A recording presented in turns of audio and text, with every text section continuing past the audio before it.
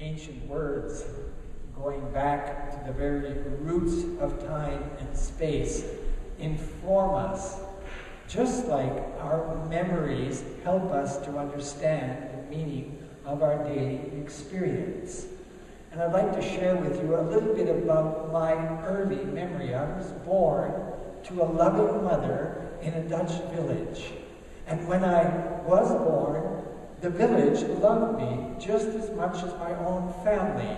That's how it was in Europe some time ago. Small villages were like our neighborhoods. They were places where people knew one another. They cared for one another. They respected one another. They worked together because they knew at that time that life was something that God gave to us all together, that we were to be united in love. And what I call to mind from that memory is that as a little boy, I was deeply loved by my family, deeply loved by the village. Everywhere I went, I was welcomed and affirmed and greeted with affection, with kindness, and with encouragement. And that lasted until I was about 2 years old. And at the age of 2, something changed. We got on a boat. We left our little village home, and we crossed the Atlantic Ocean, and we came to Canada. And that change was not just geographically for the young George. It was a change deep within me, because I had come from a place where I was surrounded by love. Now, when I got off that boat with my mom and dad, I was in a place where I didn't know the language. I didn't know the people. The people didn't know me. I was a stranger. I was feeling very much alone. And what happened is, from being a child who was at the center of attention, I became a child who moved away to the very edge of things, and I became what I call an observer. I became a watcher. And watching, through my experience of school and adolescence and such things, I began to observe patterns in the world. I actually had a gift. The gift of being able to see without being complicated by my own involvement. I was somebody who observed and noticed. And then in my young adulthood, I came into contact with the prophetic literature, and I realized that the prophets in the Bible were also watchers. They were observers. They weren't involved in all the games that were being played by religious and political powers. They stood back and they detected the patterns that were at work.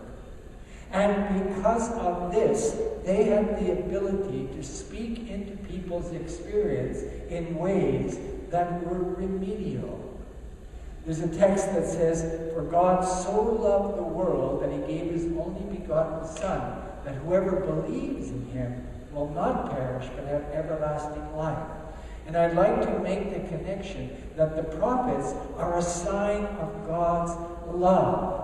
It's like when you know a child, and the child is doing things that are not good for the child, that are indicating that the child is going to go down a wrong road. As a loving parent, you want to do what you can to try to get that child's behavior to conform to higher standards. You love the child, and so you do what you are able to correct the child. And this is what the prophets did. The prophets were in many ways like doctors who diagnosed the body, the social structures, and noticed what was wrong and advised changes that would bring healing.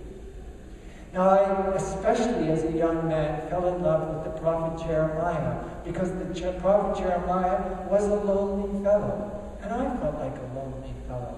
And the prophet Jeremiah had been shaped, it says, in the womb by God for a purpose. And I felt like I had been shaped in the womb for a purpose. The prophet Jeremiah was called to speak clearly about the things of God so that people could re-examine their priorities and commitments and turn from things that were hurtful to things that were helpful. Jeremiah spoke the truth in love in the hope of bringing salvation. And salvation not meaning in the first place life after death, but salvation meaning recovering that which was lost. So many times in the history of ancient Israel, the people got misled by power. They got corrupted, they got scandalized, and God wanted to deliver them from this. So God sent prophets to speak. Now Jesus is also talking about prophets. He notices Elijah and Elijah, and he ties his ministry together with the prophetic ministry of ancient Israel. Jesus is somebody who speaks the truth in love, in the hope of healing people, of redeeming people, of restoring people, of bringing what they have lost back into the foreground. Now, what I see in these texts is that human being has been ordained by God to live in a certain kind of way. And in living that kind of way, there are certain kinds of results. Doing good, you receive good. Being patient, you receive patience. That is what God wants for us, to practice the art of love. But not just practicing the art of love as the emotional experience, but as a commitment to the healing and restoration of all the broken relationships in our society.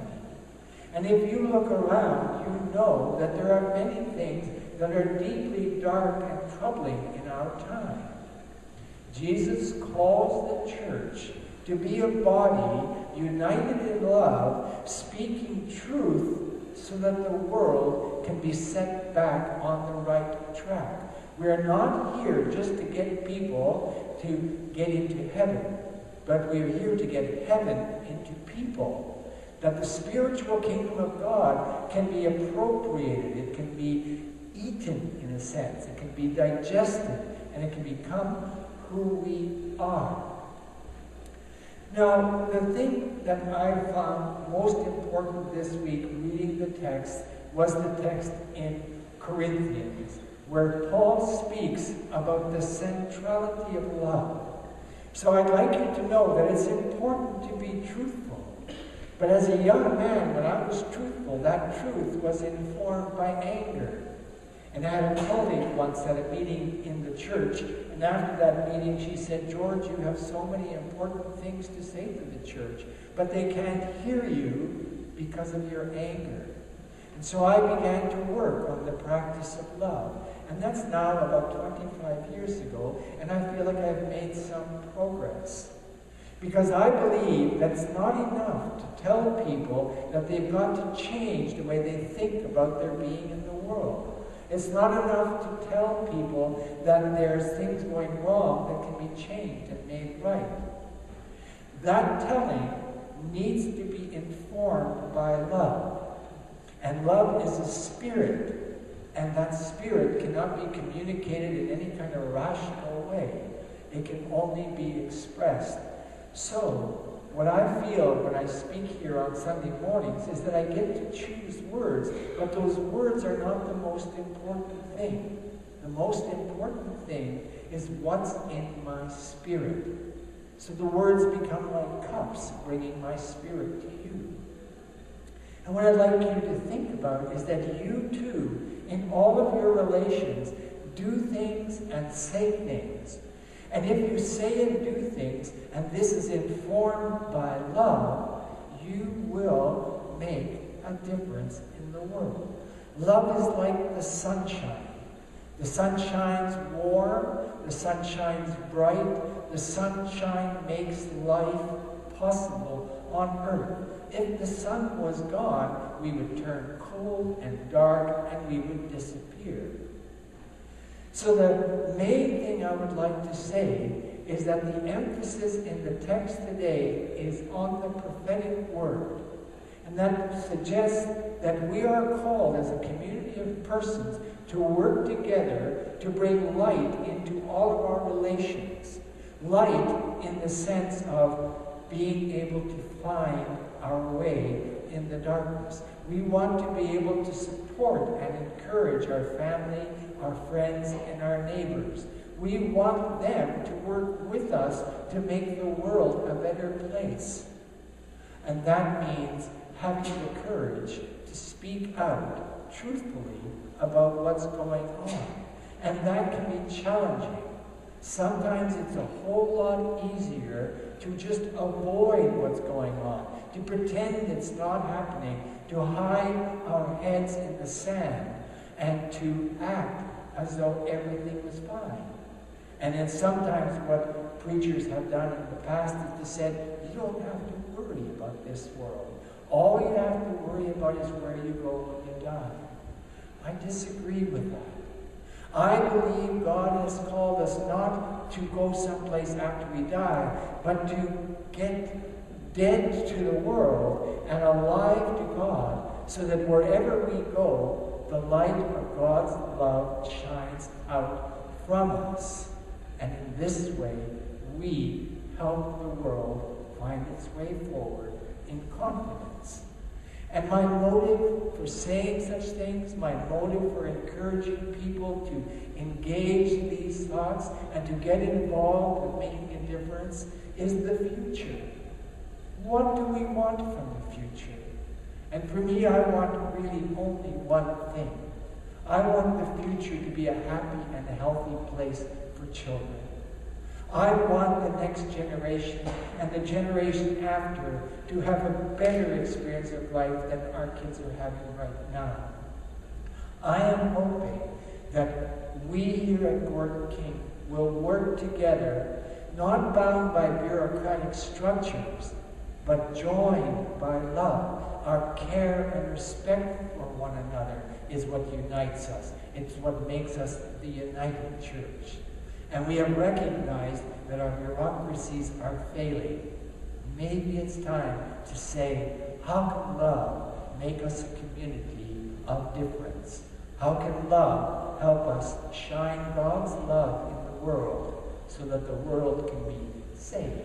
And by saying saved, I mean healed, delivered, redeemed, made new, so they can be again what God had in mind in the beginning. May the love of God fill you to overflowing, so that in all of your relations, you are an ambassador of God's intentions for peace in the world. Grace be with you. Amen.